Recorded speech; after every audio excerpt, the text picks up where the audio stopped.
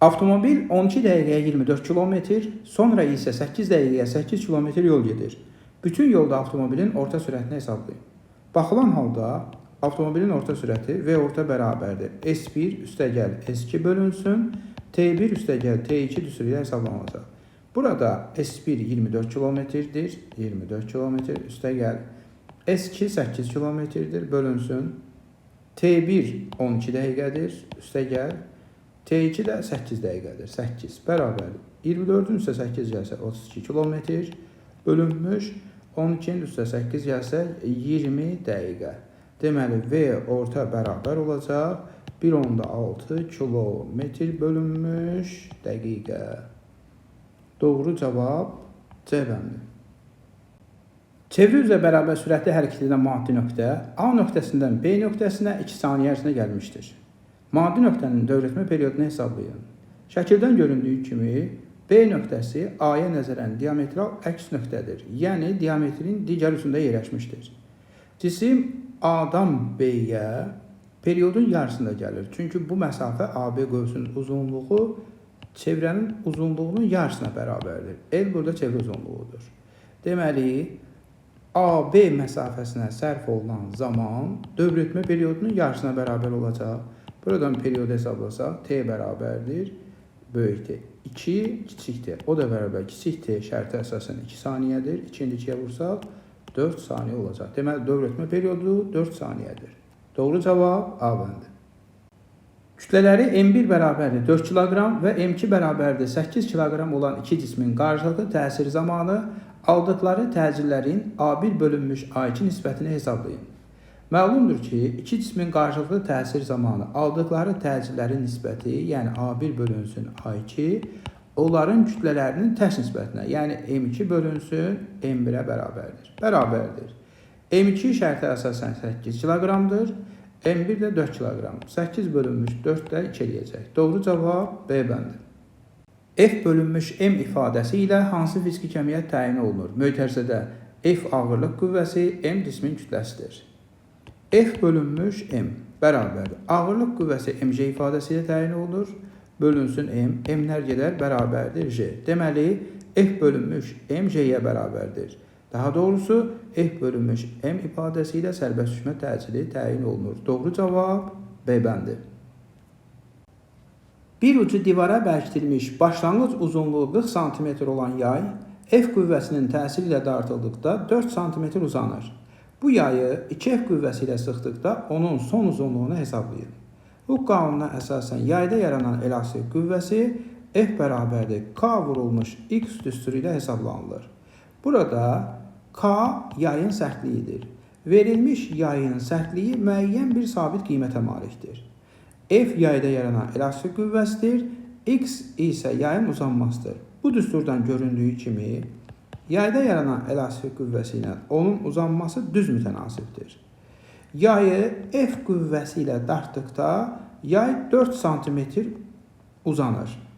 Bunun əksi də doğrudur. Belə ki, yayı F qüvvəsi ilə sıxsaq, yay 4 cm sıxılacaq. Onda yayı 2F qüvvəsi ilə sıxsaq, yay 8 cm sıxılacaqdır. Yayın başlanğıc uzunluğu şərtə əsasən 40 cm-dir. Onda yay 8 cm sıxılarsa, son uzunluq bərabər olacaq. Başlanğıc uzunluq 40 çıxılsın 8 bərabərdir 32 cm. Doğru cavab D bəndi. Düzxətli hərəkət edən cismə hərəkəti istiqamətində tətbiq olunan sabit qüvvənin gördüyü işin yerdəyişmənin modulundan asılı qrafiki verilmişdir. Bu qüvvənin qiymətini hesablayın. Cismə hərəkəti istiqamətində təsir edən sabit qüvvənin işi A bərabərdir F vurulmuş S düsturu ilə hesablanılır. Burada A qüvvənin işi, S yerdəyişmənin modulu, F isə qüvvənin moduludur. Bu düsturdan F təyin eləsək, F bərabər olacaq A bölünmüş S bərabərdir. Qrafikə əsasən A 3 kJ-dur, S də 6 metrdir. 3 kJ 6 metrə bölsək, F bərabər olacaq 0,5 kN. Doğru cavab D bəndi. Suyun qabın dibinə göstərdiyi təzyiq qüvvəsinin su sütununun hündürlüyündən asıllıq qrafiki hansıdır? Mötərizədə S bərabərli konstant.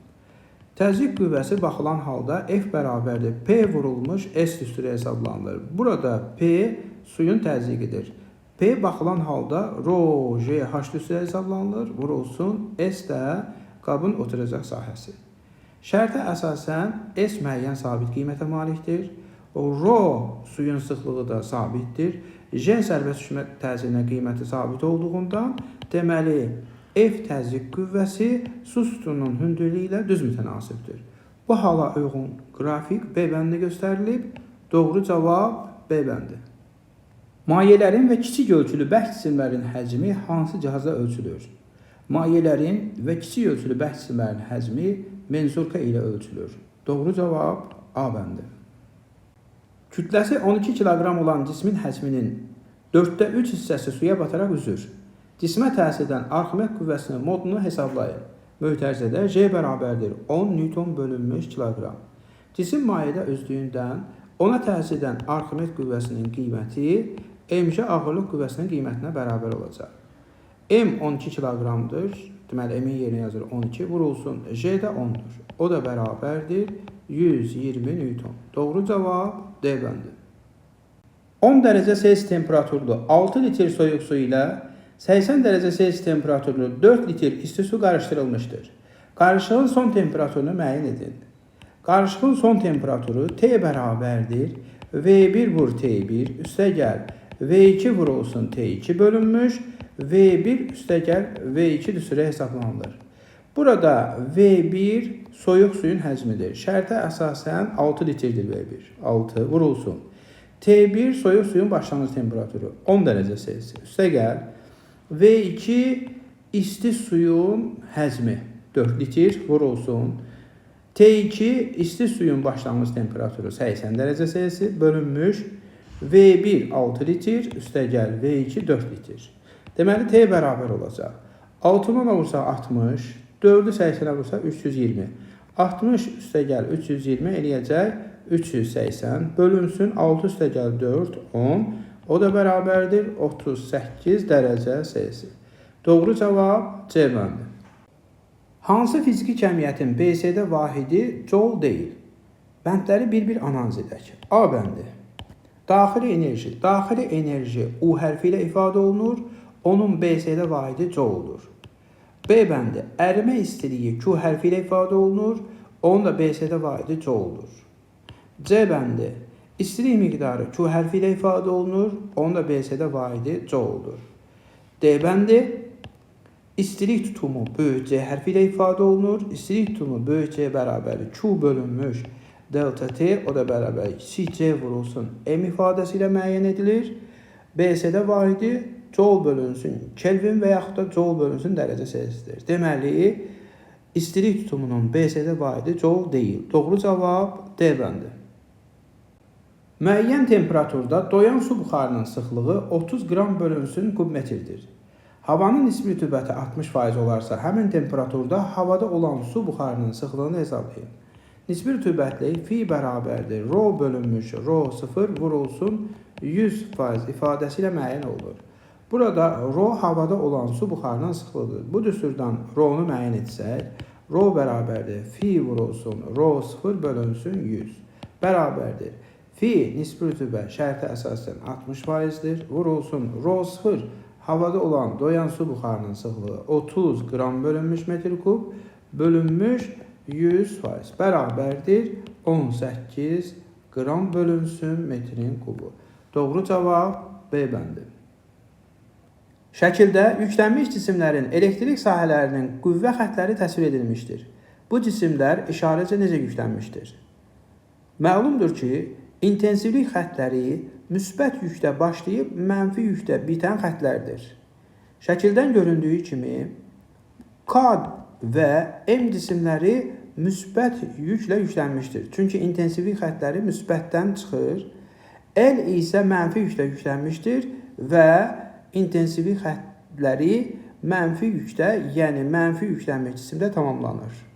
Doğru cavab B bəndi. Nüvvəsində 8 proton, 7 neytron və elektron təbəqələrində 10 elektron olan oksigen ionunun yükünü hesablayın. Mötərizədə elementar yük E bərabərdir 1.6 vurulsun 10 üstü mənfi 19 kulon. İyonun yükü Q iyon bərabərdir. Nüvənin yükü ilə Q nüvə elektron təbəqələrindəki elektronların ümumi yükünün cəminə bərabərdir. Oksigen iyonunun nüvəsində 8 proton var. Deməli, nüvənin yükü olacaq 8 vurulsun 1 protonun yükü də elementar yükə bərabərdir. Üstə gəlinsin. Oksigen iyonunun elektron təbəqələrində baxılan halda 10 elektron var. Deməli, 10 vurulsun 1 elektronun yükü də əks işarəyə elementar yükə bərabərdir. Onda iyonun yükü bərabər olacaq. Mənfi 2E. Elementar yük şərtə əsasən 1.6 10 üstü mənfi 19 kulondur. Mənfi 2 vurulsun 1.6 vurulsun 10 üstü mənfi 19 kulon. Deməli, iyonun yükü Q iyon bərabər olacaq. Mənfi 3 onda 2 vurulsun 10 üstü mənfi 19 kulon. Doğru cavab C bəndi. Açar sözlərdən müəyyən ardıcıllıqla istifadə edərək mətni tamamlayın.